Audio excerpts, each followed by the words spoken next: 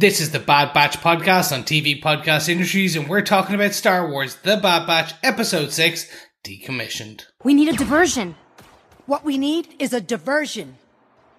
Is there an Echo in here? Yes. What? I'm Echo. Really? Okay, Echo. We need a distraction.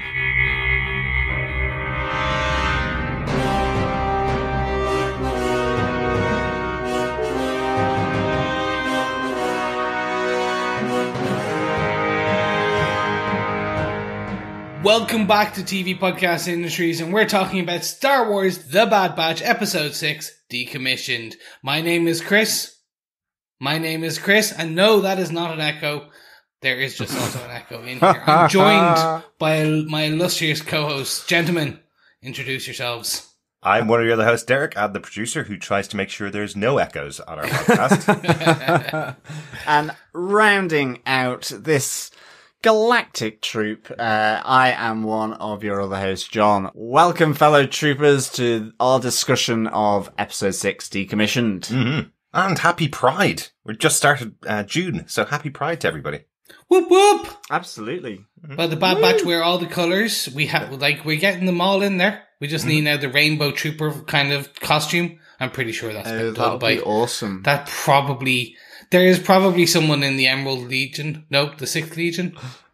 No, the Pink Legion. Well, yes. Or the 501st. Yeah. The 501st Legion. That's who I was thinking. All the amazing Star Wars cosplayers. I'm pretty sure one of them must have a Pride costume. Oh, as a sort that would be pretty awesome. I know John's pricing up a 3D printer at the moment to print himself. Yeah, You'd love that, wouldn't you? Yes, that was just my internal processor. I love it. No clacking of keys for you, just an internal processor looking up the internet at the moment. No, but we are celebrating Pride this month. Obviously, like everybody else, it's a wonderful month to celebrate every single June. A little bit different this year, obviously all in lockdown. No big parades this year that we can go and attend. Oh, no big drinking session, Chris, like we usually get every year. No, on the streets. Yeah. Oh well. We'll do it. We'll do it even bigger next year. Although technically with lockdown easing, we can actually drink on the streets. Yes, I suppose. Because the pubs aren't open, but they're serving. That's true. But we'll celebrate the way we usually do by watching great TV, which is what we usually do. I did share my top 4 LGBTQ plus programs that have been on in the last year on Twitter. If you didn't get to see that on Twitter, the top 4 that we came up with were Pose, which is on its 3rd and final episode coming out next week. Absolutely excellent show about the trans experience in New York during the ballroom scene back in the 80s. Really, really good show. We also were watching It's a Sin, the excellent show from Russell T Davies on Channel 4. Check that out. Just came out earlier on this year. Really, really good show. Definitely. There was also Lovecraft Country as well, which we included. And of course we were podcasting about that, but it was that was inclusion and diversity, and also there was a gay storyline in that as well. Yeah, absolutely. And of course, for the Star Wars fans, there was Star Trek Discovery, which had has got one of the best gay relationships in any sci-fi show, I think, that we've ever seen. Picard and Riker? No. Star Trek Discovery, Chris. They're way gone at that stage.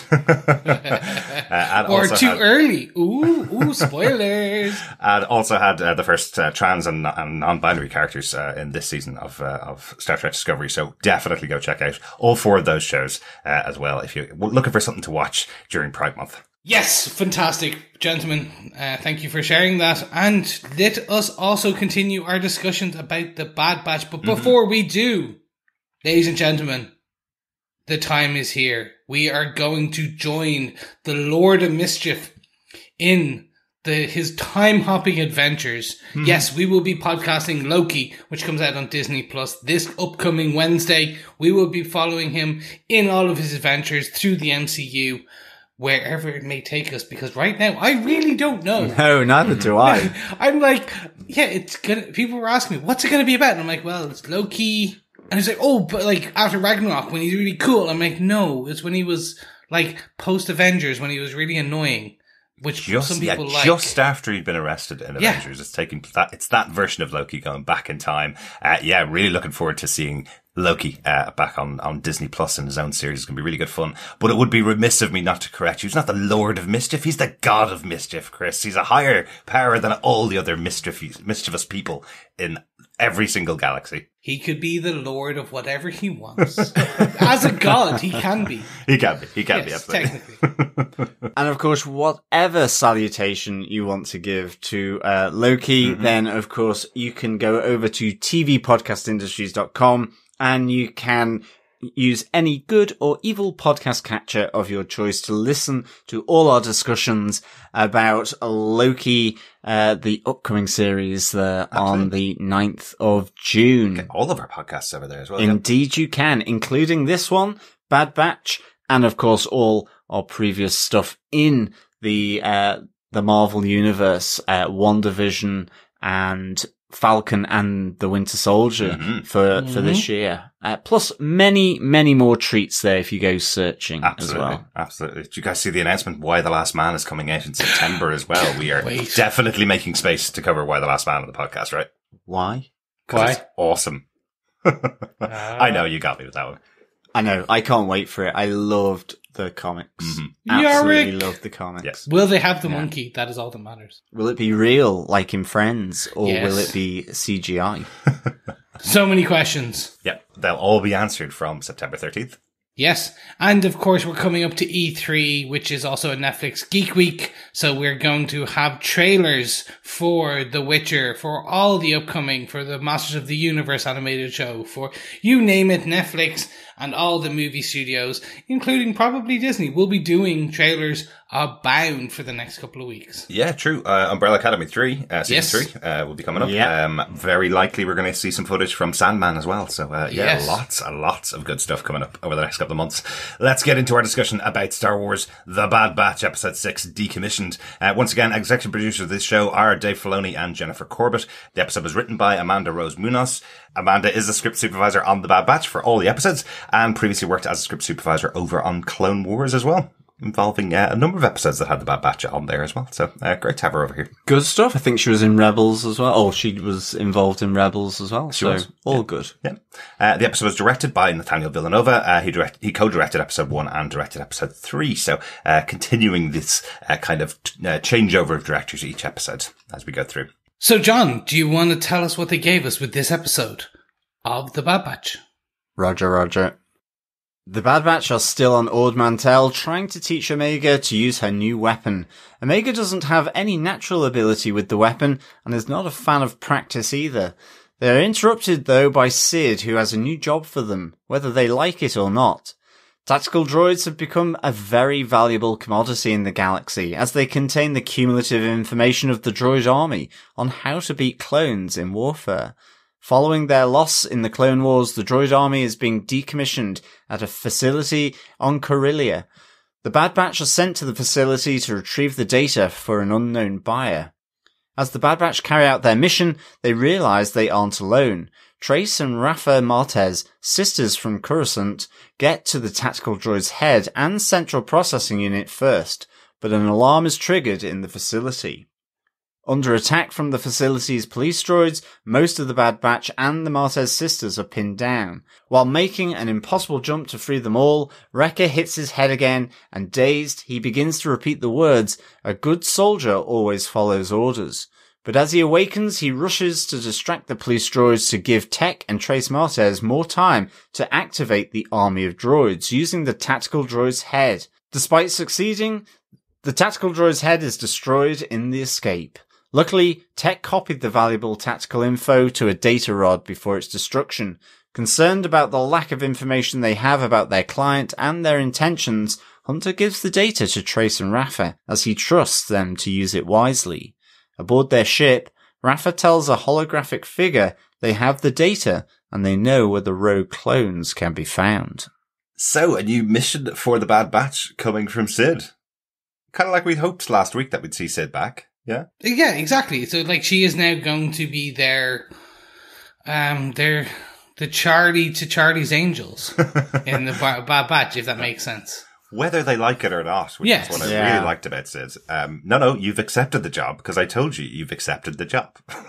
Yeah, no, I really liked her. She's got, she's got that swagger. I really liked it. I also, to be honest, I was a bit concerned this was going to be mission of the week, that they were going to go after, I don't know, a house plant or something like that, or another sort of pet, even if as brutal and vicious as a rancor. But, I really I thought the pretext of this mission, that the tactical droids having that wealth of information to, destroy, or at least the tactical information to, in warfare against the clone army. Yeah. I thought it was really smart. Like, you can really see that would be pretty valuable on the black market, or to the nascent rebellion.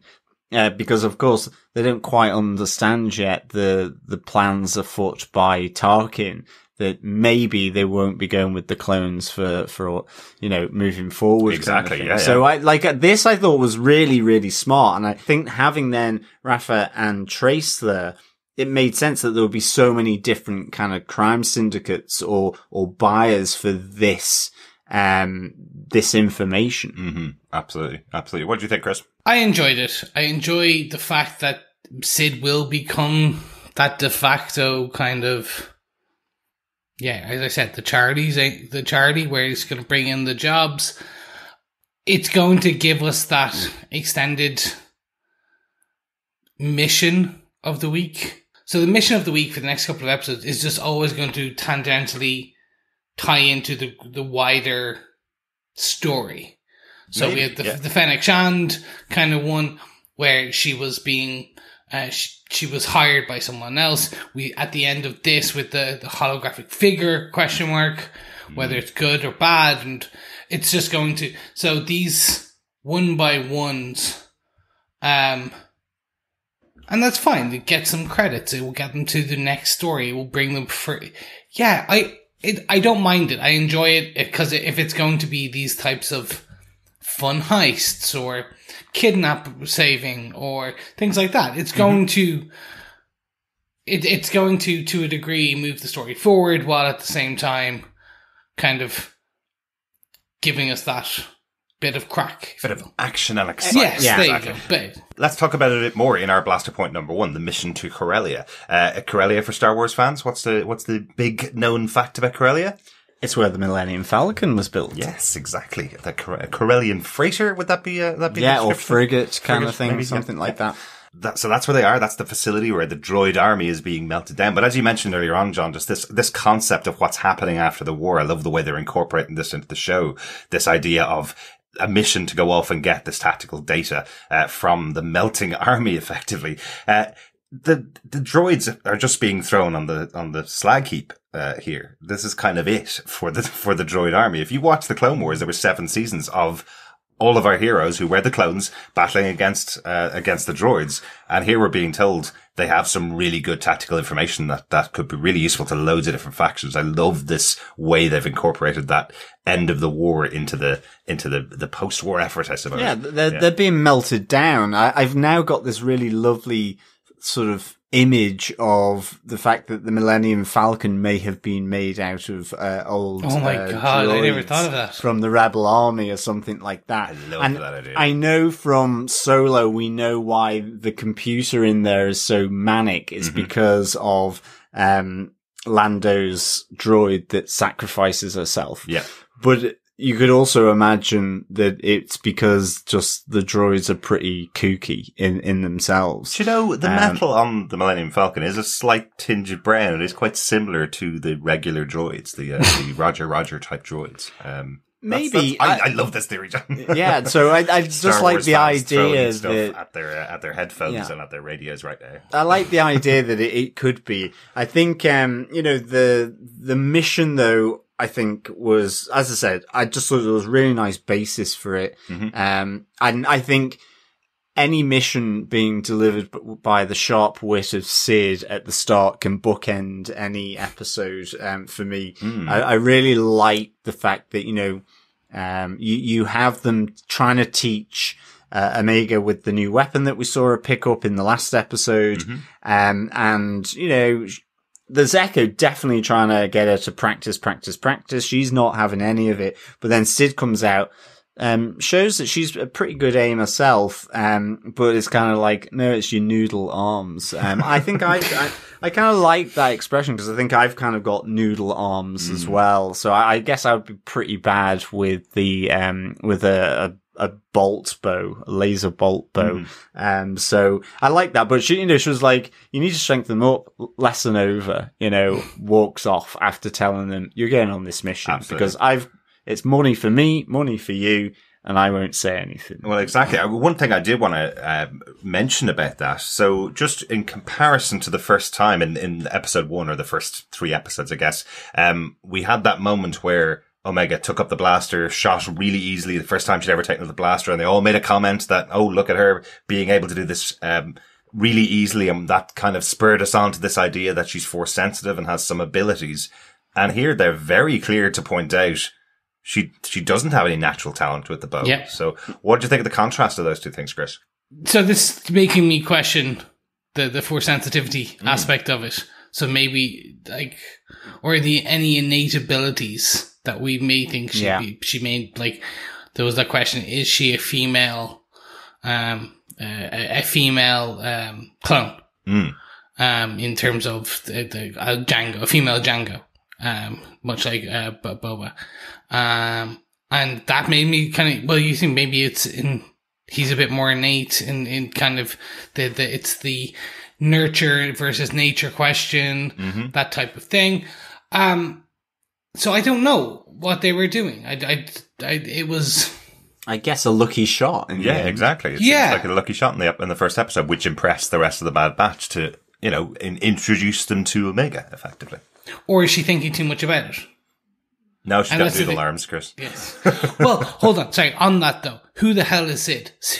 What's Sid's background? I want that information. Like the back. I want the flashback on Sid of how she's just like bang, bang, bang, bang, like she's an ex-bounty hunter or something. I mean, that's potentially, absolutely, definitely. Yeah. Well, and I mean, I think we could really get that, to be honest. Maybe it certainly wouldn't be flashback type things, but there's a real sense of crime syndicates going on in this series so far. I mean, even with Fennec Shand, that she would move in those circles potentially. Whether the job that she has to get Omega is someone from a crime syndicate, who knows?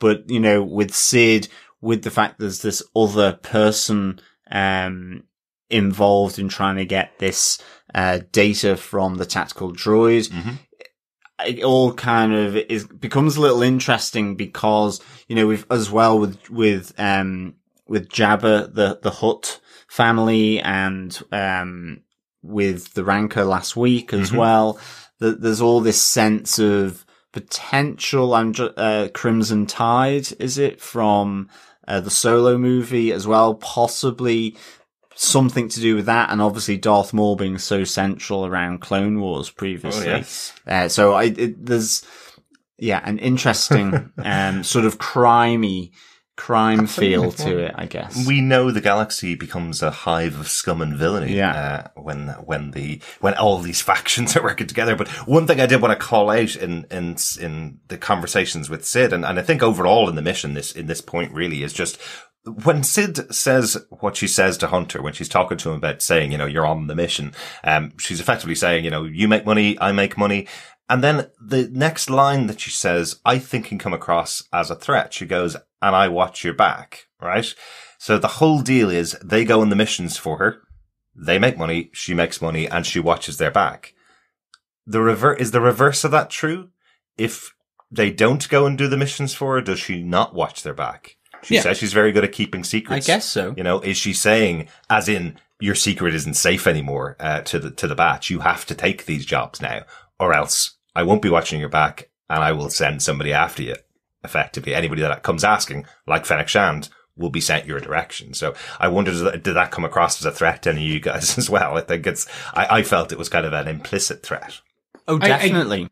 I didn't take it. It was implied. It wasn't veiled. I took it very much as that you work for me.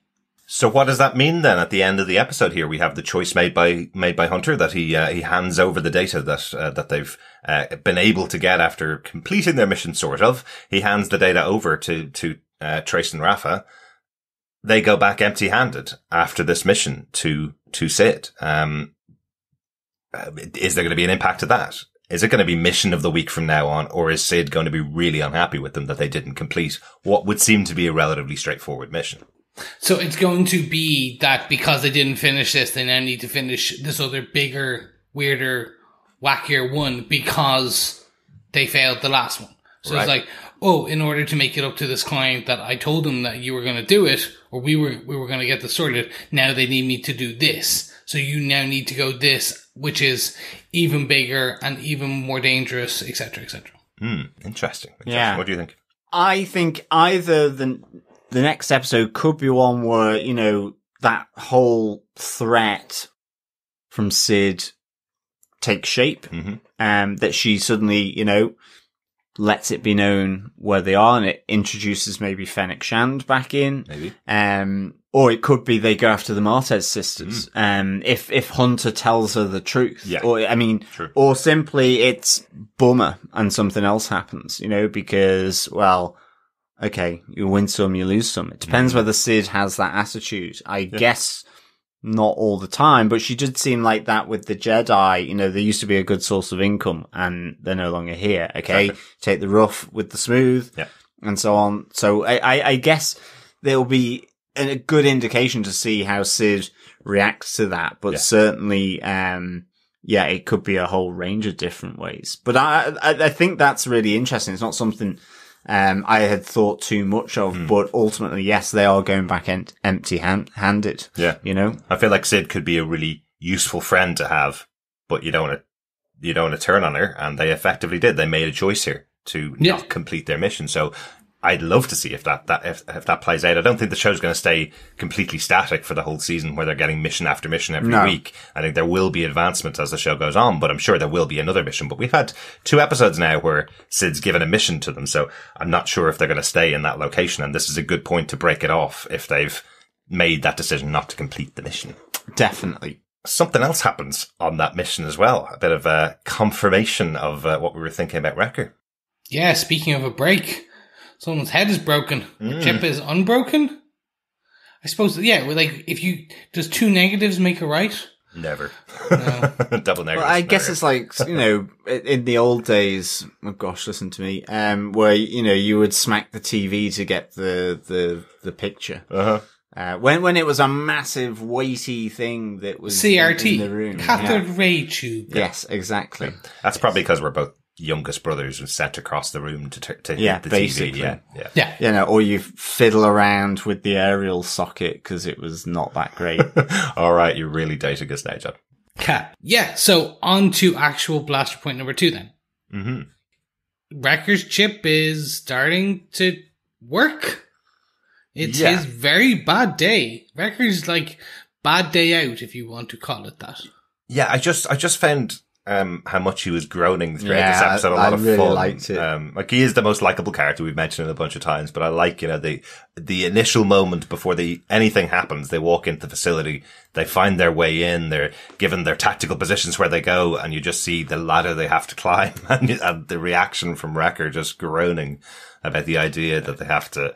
Yeah, he's kind of sighing and groaning all the way through this because he's being asked to take Lookout, which is normally Crosshairs. The climb up initially, it's all these groanings and sighings.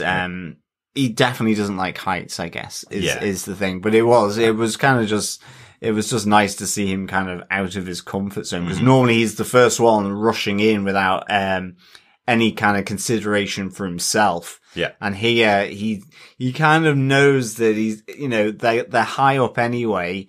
And then he's told to go even higher up. And you can sense, his reticence about the whole thing. Yeah. But in fairness to him, still, he bites the bullet and takes that leap and jumps across. But in doing so, yes, we get that jolt, that bang on the TV, which is his head.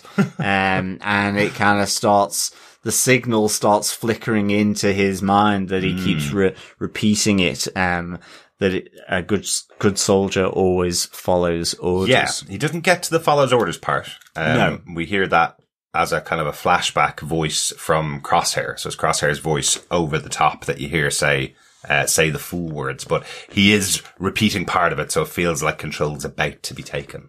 Yeah, definitely. It's coming. Like, it is inevitable at this point. Wrecker will go to the dark side, at least for an episode. And we will then, I'm assuming it's the finale. Wrecker goes bad and they have, or at least the mid-season finale. And Wrecker goes bad. Omega has to talk him out of it. And that's how, yeah. And I think yes, it's an inevitability at this point. It's just a question of when. Because here, exactly as you say, Chris, here we do hear Omega calling for help, and that is what breaks the hold effectively, or his transformation. So, you know, we don't know how these chips work at all, and we know that the rest of the batch haven't had the impact of Order 66, haven't had the impact of that chip. But we know Wrecker is having more issues with it. Crosshair obviously was lost the instant the order went out, soon after the order went out, let's say. But you wonder whether Wrecker will go fully bad, or whether they will realize what way he's going because of his interaction with Omega, potentially. You know, so there's still some questions over that, but I just thought it was an interesting one this episode, because it seemed to be building from moaning Wrecker throughout the episode, who I do identify with. John knows how scared I am of heights. I think. Oh, you're going to say how much you don't like walking upstairs. I also don't like walking I have upstairs. to carry him every time. But I remember when we were in Switzerland and standing across a bridge across a gigantic chasm, which probably took me about 30 minutes to be convinced to walk across. The face of sheer fear, terror, and terror and panic was priceless. So we just all took photos of him. That's true. Yeah. It's true. Priceless. Wrecker, the one thing I wondered, did he kind of pull himself back from it happening? Because he seemed to then be fine afterwards. Or was it, do you think, that shot that he took to the shoulder that maybe did something? Or is it just the fact that, a good soldier always follows orders is a thing, but it's not like he's suddenly going to do an Order 66, because that's an order that's happened. It's gone. It's in the past. They're not going to keep... Unless they happen to see a Jedi. You know, or whether, it's just then you kill a Jedi on sight. If so. So that's the thing. It's kind of one of those things I'm a little intrigued to see about how would it potentially impact his relationship with the Bad Batch. Because is it just simply that he knows that they've, defected effectively in that sense. And so... That's why, and I guess that's why, but whether there would be an implant in the head, you don't really get that sense, because otherwise, Hunter giving him an order, he follows the order. So it feels like it could be quite all happy and jolly, even if it does go, kicks back in his implant. No, I think it's more than that. I think the actual, the order or the impact that it has on them seems to have a significant effect. Remember, all of the clone troopers were falling into line and are now very different than the clone troopers we followed throughout the Clone Wars. They're all very different characters than they were back then. So I think if it kicks in, he will turn on them. He'll know that they are the enemies of the new Empire, effectively. So I think it will kick in, but I do think it was the call that Omega was in trouble. That's the kind of ability that made him push himself back from the brink. Okay. I think. What do you think, Chris? I think it's just they're signposting it. So actually, what I would be more intrigued about is if the twist that Wrecker doesn't, like, he gets hit again and he doesn't fall under the spell, and actually Echo does. Echo gets hit and automatically twists, and then Wrecker's the one that has to shake them out and go, look, I've been fighting it for this long and the headaches, etc. Like, that's the unique twist on this. Or everyone else falls under it and Wrecker has to break it, save Omega, and has to shake the rest of them out of it. That's the unique take on it. They are just signposting it very much so. So I'm curious to see... I'm just curious to see what happens from it. And I'm hoping it's something slightly unique. Absolutely. I'm Absolutely. Let's talk about the other characters in the episode, our blaster point number 3. Let's talk about Trace and Rafa Martez. Now, the reason why we need to talk about these characters is because they obviously were really important in the plot here, but it was only had little indication when I heard their names that I should recognize these characters, but only when they took their helmets off did I recognize them. They were quite significant characters in the final arc of the Clone Wars. They were, 2 characters we met in season 7, episode 5, about halfway through the final season. They were 2 characters that helped Ahsoka directly after she leaves the Jedi Order. They were the first 2 characters that she meets. They're the first people really that we hear their opinions about the Jedi Order being quite negative. Yeah. Which I thought was a very interesting character It trait. was. It really was. And they kind of stayed with Ahsoka for a few episodes. It was an arc of about 4 episodes where they worked together, where they were doing a job for someone that worked for Crimson Dawn or worked for Darth Maul at the time. So I suppose it makes them really interesting because we saw them kind of a little earlier on in their career, not that long ago, really, in terms of the Clone Wars coming into now the Bad Batch. It's only probably been a few months since those events happened, but they are working for someone. They are getting this data for somebody. It seems like they are on the level. They are very kind of down the line characters. They don't seem to be villainous in any way, at least the first time we met them. So when it comes to that final moment where they get on board, having gotten the data and talk to this hologram that we don't see any detail of other than maybe a cloak. And they say, we know where we've met some rogue clones. We know where they are. We know where we can find them. I took that as not a threat. That sounded much more positive to me. It was kind of, maybe they were talking to Ahsoka, who they have a relationship with in the past. Maybe they were talking to Bo-Katan, who we've seen in live action, also in The Mandalorian, and was in Clone Wars. Maybe they were talking to her. Maybe they have some kind of connection there, although she doesn't generally wear a cloak. But there are some possibilities. You know, maybe they have now become part of the crime syndicate. Maybe they were talking to Darth Maul, and he's going to be coming back into to this story within the Bad Batch. Any thoughts for yourselves on that? I went Saul Guerrero. Maybe, yeah. Because we've already seen him pre-mentioned, and we saw him in the first episode. Mm-hmm. Yeah. And he's met the Rogue Clones before. And he's met the Rogue Clones. And it could be that he is now trying to hire, after essentially him meeting them before, and then he is aware of what conspired after that with his army who was on the same place, that we saw Crosshair essentially decimate. My view is that potentially he's like, okay, well, we need to put these clones on our side. So, and he essentially they're working for the rebellion, or the soon to be rebellion, to get them this information from the droid. And that's the way I took it. Yeah. Or the other option is it's just, as you say, it's the Fennec Shans, it's the Darth Mauls, it's the scum and villainy of, it's either, again, I'm saying, it's either the good or the bad. It's either really guys. good or really bad. No, I took the same. I took it up the same way as Chris. I didn't, and in terms of what you were saying as well, I didn't necessarily think that the hologram was going to be someone evil like Darth Maul, even though we know they've got ties with him previously. Sort of, yeah. Distant ties, so just to be, so they did a job for somebody that worked for Darth Maul. But I definitely thought that it was someone from the emerging rebellion, and because of Saul Guerrero, then that it most likely be him, given the current, universe of the Bad Batch and who's there. But it could be someone else. I also think that because he's that figure, I was just thinking about it whilst Chris was speaking, that if he's that figure that, all of the Bad Batch, including Crosshair, have seen, that could be something that triggers Wrecker, in the sense that this guy should be dead. It's the order that reconnects him to the implant to actually finish the job. Ooh, I like that. And I wonder if there's something around that.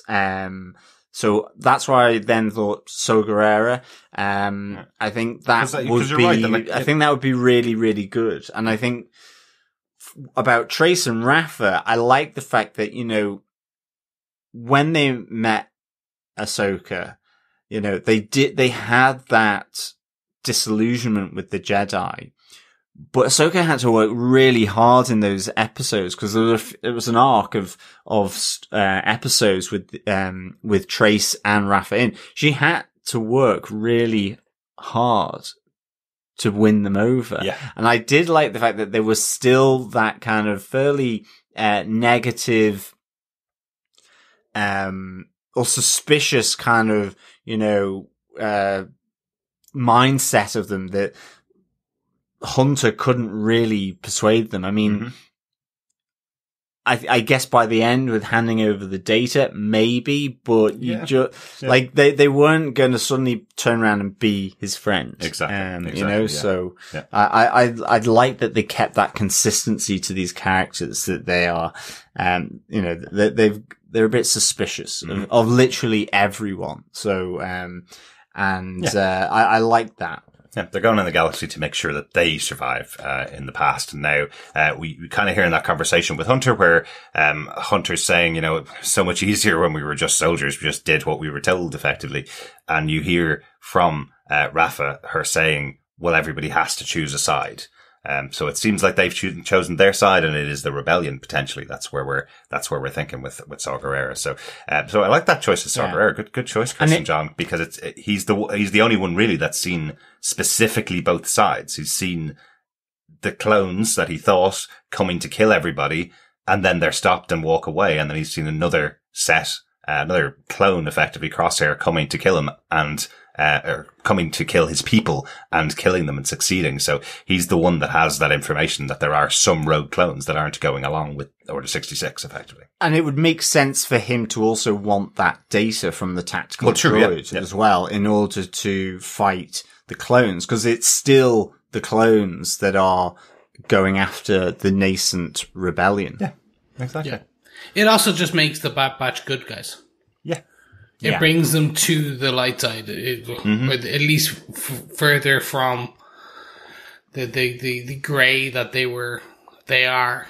Yeah. I think, and I think again, while there's definitely adult themes and adult stories, and it's kind of not wholly targeted at kids, the primary audience, we'll call it that, is still like that, the younger generation, and to do that, you need a positive, like, character. Yeah, absolutely. Like a force for good in the universe versus. So I think it's that. Mm-hmm. Absolutely. Yeah. So I still say they're going to be, because as of right now, there's only a few children who would want a Darth Maul show where it's just him being bad, killing people. And like drugs. Now we'd want it. It would be cool, and I'd pay to see it because it would essentially be like Peaky Blinders in space. But you wear a flat cap. Yeah, exactly, and because it hides his horns. The horns. It just hides. Yeah, exactly. But I just think again, it's a younger adult show, so therefore they have to be on the good side. Yeah, absolutely. Absolutely. We expect to see them be on the good side in the future. Any other notes about the episode overall, guys?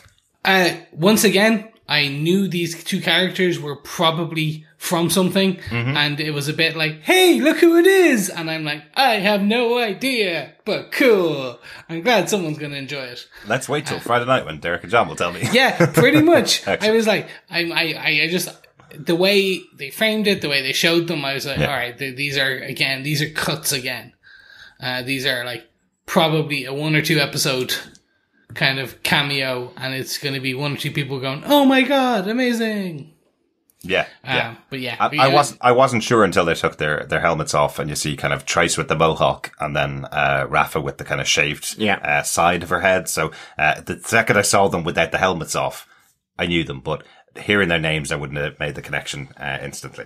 Yeah. The only couple of notes I have are just around the droids. I like them using the tactical droid to send all the droids that were about to go into the melter against the police droids. Thought that was a nice little touch.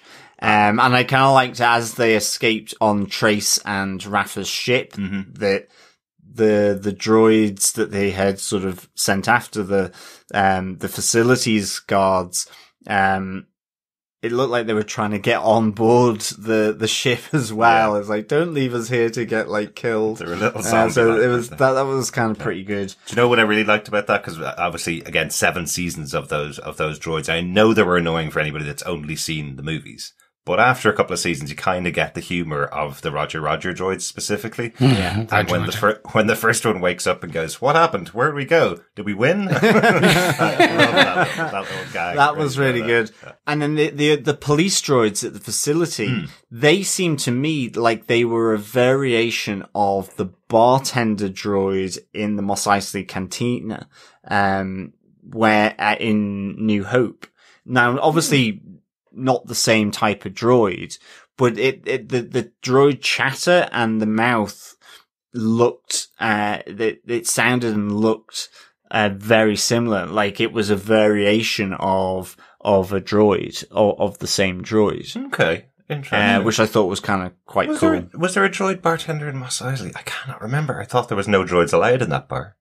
Or maybe it was, I'm sure there was, but or maybe it's also, the one in the Jawa, sort of moving thing with the very thin kind of mouth and oh yeah, and the Jawa sound color. Yes, that one. Yeah, that might have been it.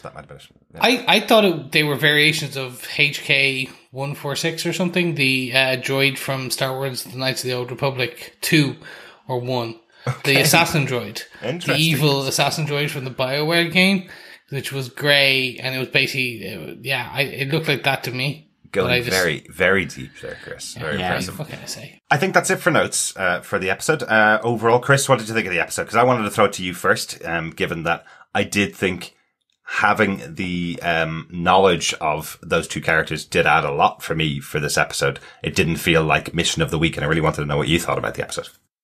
Wow, you took the words out of my mouth. Oh, really? Felt like Missions of the Week. For me, it's now kind of like, okay, if they're done with Sid now and move on, and it's a different variation, then cool. They are drizzling enough in, i.e. the Wrecker and the teaser at the end, that I'm like, okay, I'm in. I'm here for the next episode. Mm-hmm. I'm yet to go, I take it or leave it. I'm still being drawn enough to pull through the 20-something minutes into the next episode. With the two characters who were like, wink, wink, nudge, nudge, you know them. And also just the Mission of the Week. I was like, all right, like, it's cool. I just want to kind of speed it up and give me the longer and greater storyline. But yeah, so overall, enjoyed it. Just wanted to move forward. Okay. As it will with every episode. It will. Every episode. Time only moves ever forward. onwards. Yes. Speaking of ever onwards, John, what do you think of this episode?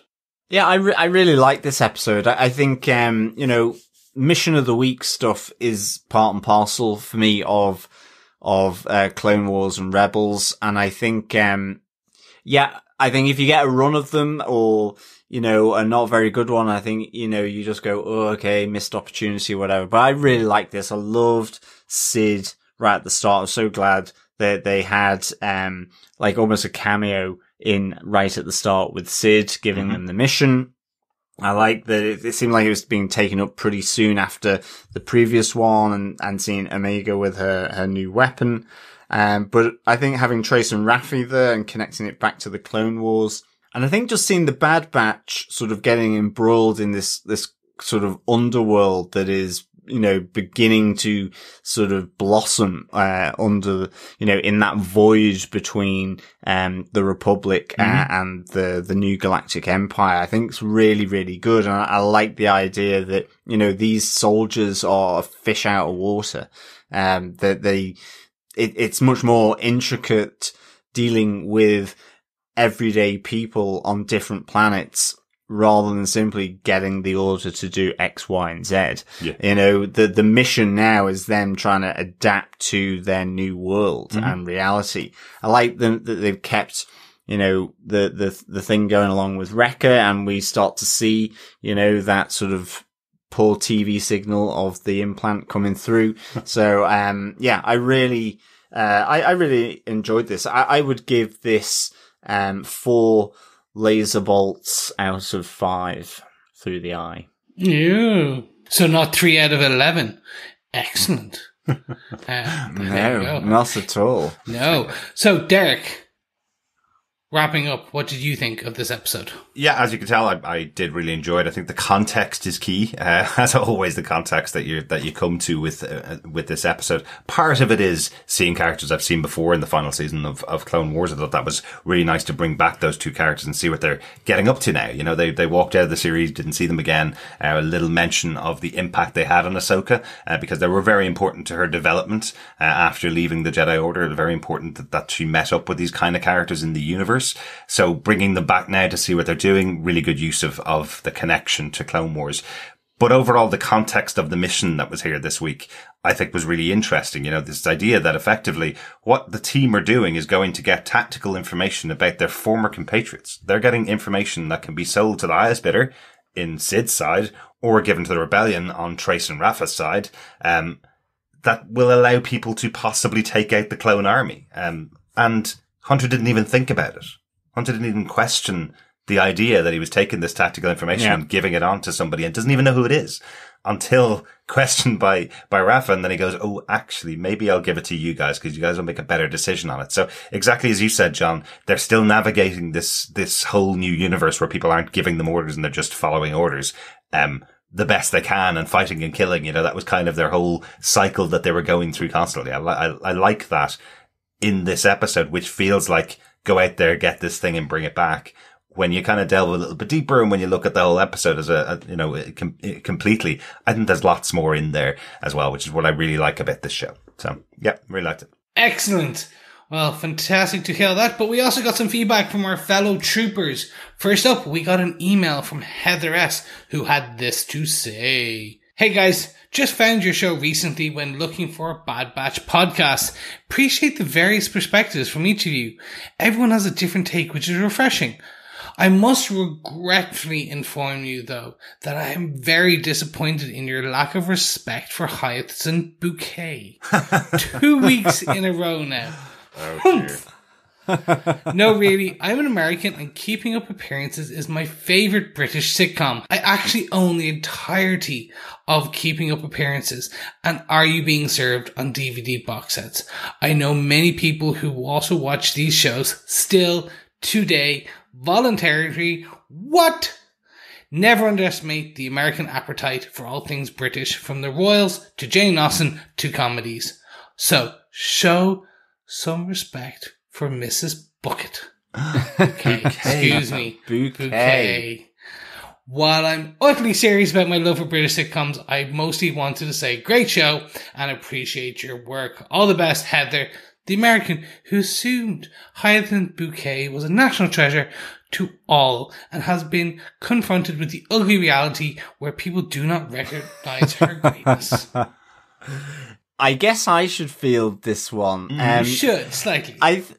Patricia Routledge, who played Hyacinth Bouquet, she was an amazing actress. Loved her. I think, and it's not so much about the sitcom, it was the age I was being kind of, when TVs weren't in every house and you didn't have mobile phones and it was kind of like TV time and it was, and dare I say it was the same when sport was on and it was like, oh no, now I've just got to watch sport. And I loved the character of Hyacinth Bouquet. And I think it's more as I've aged, I've just not kind of taken it with me, okay. I guess. So deepest respect for Patricia Routledge and the character of Hyacinth Bouquet for sure. But thank you so much, Heather S. It's good to know that there's a sizable amount of, Keeping Up Appearance fans in the US. Who would know, talking about Star Wars The Bad Batch would have unearthed this sort of, this group. A seam of fans. Yes, absolutely. Seam of fans. Yes. Heather, thank you so much for your email. I got the email in, while I think I was, just finishing one of the podcasts last week, and I got the email in, read it, and couldn't stop laughing. Excellent email, Heather. I love this kind of feedback. Thank you so much. We also received an email in from Gary Swift, who says, I'm glad you enjoyed episode 5. I did as well. Omega is a fascinating character with lots of potential, but I have to object to the desire for a time jump. All the best characters get time to develop. Chris keeps wanting a jump to the end of her story. There's a lot of episodes to come. I didn't like Ahsoka when she first appeared. Now she's my favourite Force user. Few additional thoughts. Omega might be an empath or Force sensitive, but it was undermined when she didn't recognise Fennec Shand as a threat. Wrecker may be the only Batcher whose chip doesn't work and has to protect Omega from the others. Ooh, I like it. Thanks, Gary. Yes, well, actually, I think Chris should field this one for sure. But yes, you're absolutely right about Fennec Shand. That you're right. She didn't recognise friend or foe in that instance there. Yeah. Yes. Thank you so much, Gary. That's the end of the episode. No, I'm just jumping to the end there. Sorry. No, jokes aside, I suppose I've heard this a lot about Ahsoka. That a lot of people, she was not hugely loved, adored at the beginning, and over time has just become this sensation within the Star Wars universe and fandom. And I completely agree. I think it's less trying to jump to the end and more just trying to find out where we're going. I think that's it. The destination. I'm okay with the journey. I just need to know the destination. Sometimes the journey is the destination, Chris. Just enjoy the ride. You know it's going to come to an end, and then you'll have nothing to watch for 2 or 3 weeks after it finishes. So one of the things I think I've always found with Clone Wars in the past and with all the animated shows really is that at the end you'll look back and go, oh yeah, those little bits all made up the whole series, and the sum of it is the sum of its parts in total. So, yeah.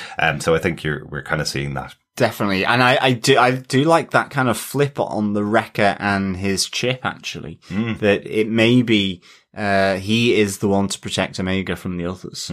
Which would be really quite something. Absolutely. Yeah. So thanks, so much, Gary, for the feedback. Keep it coming in.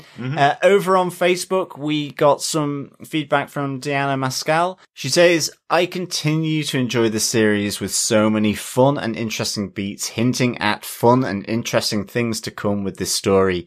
Is there an echo in here? Absolutely. Great joke. Still seeing several signs that the Bad Batch is struggling to find their way in this new and changing world. And letting Sid decide things for them is certainly worrisome on many levels. As Rafa points out, apparently she can learn a lesson too. Trust is also a major theme at play here, and so much worry about whether or not that trust will be betrayed by Sid, Wrecker, the Maltese sisters, or their unknown contact. Lots of interesting speculation on the interwebs about who that could be, but we only have Rafa's word that they are actually working to help people, although that description certainly gives me strong Bail Organa vibes. I love Sid, but can't wait to see her reaction to their failure, or will they actually share the data with her too? That interaction will tell us a lot about the growing savvy of the Bad Batch and her intentions. I want to trust her to watch their backs, but right now I'm much more inclined to trust the Maltese sisters, even though it's possible that Rafa hasn't learned as much as she thinks she has. Hubris has always been her greatest failing. Speaking of hubris, what was the Bad Batch thinking about letting Omega bring a bow she can't handle yet on a mission? It certainly set up a lot of interesting character moments, but it also almost got them all killed. I'm so worried about Wrecker. Love to see Trace and Tech plus Rafa and Hunter bonding. I think these two teams could balance each other out a lot. Also, it would be good for Omega. I love the play on words with the title theme as Hunter's comment about things being clearer when they were just soldiers. It works on so many levels in the Star Wars universe, and it is clear that the Bad Batch is on their way to choosing to side with the Rebels, and I can't wait for it. How many of our Clone Wars and Rebels friends will we see? Those callbacks alone would bring me back for more. Thanks so much, Deanna, for that. Definitely agree with, I think just generally Omega being on that mission. She almost gets melted effectively. And yeah, she has a weapon that she's really trying to figure out still. So, the Bad Batch still have a lot to learn. And I think, the trust element here is really important, and that's certainly from the Bad Batch being the fact that they are in new territory. So it is, the suspicion is up, and they're just sort of walking it through and seeing how things go. And so definitely the idea about how much kind of they've learnt with their interaction with Sid, how savvy that they are, will be good. As I think we were mentioning, it'd be good to see how their failure and how they react to it, or even if they even mention it, goes down with Sid. Yeah, exactly. Really interesting points. Some really interesting message there, Deanna. Really good to hear from you. Yes, thank you so much, Deanna. But is there a doctor in the house? Why? Because we got some feedback from Dr. Bob Phillips who had this to say. I'm very glad this podcast has brought me to watch this and make it through the first few, as this story is getting better and better and more interesting each week. Don't like Wrecker's headache. Needs a scan. Is there a growing bleed inside that thick skull? And Echo should have taught Omega, you draw and release. Never hold the string taught like that. I'm fairly sure they didn't launch this as the first episode in Pride Month for any reason, but Rafa is going to be my second favourite by telly character after Yanto Jones. Those are not accidental vibes I'm getting, are they? Thank you for that feedback, Dr. Bob. Yes, thanks, Dr. Bob, for your feedback. I'm so glad you're enjoying the show now. And I'm glad the podcast allowed you to watch along with it. Particularly like your feedback about poor old Wrecker. Definitely needs a scan. That is a bit of a concern, isn't it? And yeah, Echo definitely should be teaching Omega a bit better. But at least by the end of the episode, she's learned how to shoot the bow. I must admit I didn't get those vibes off Rafa, to be honest, but the mention of Yanto Jones, one of the best characters on the wonderful show Torchwood, classic character. I'd love to see that show come back and him come back in some way. Yes.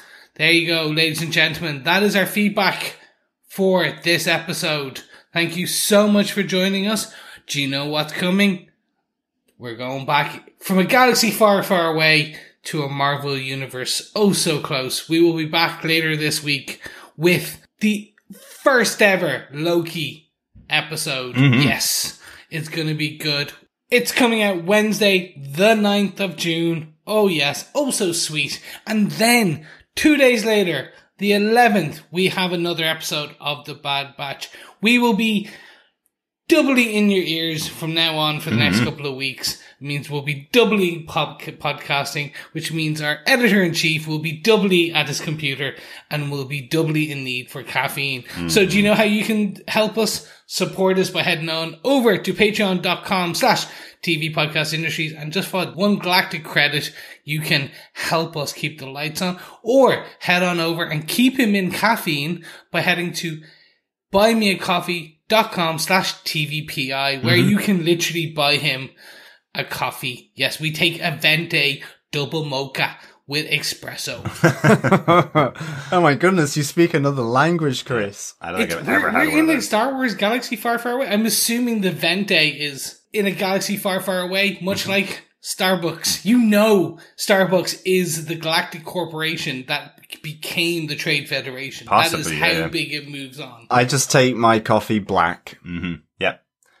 Black as my soul. I was going to go with the dark saber, but that works too.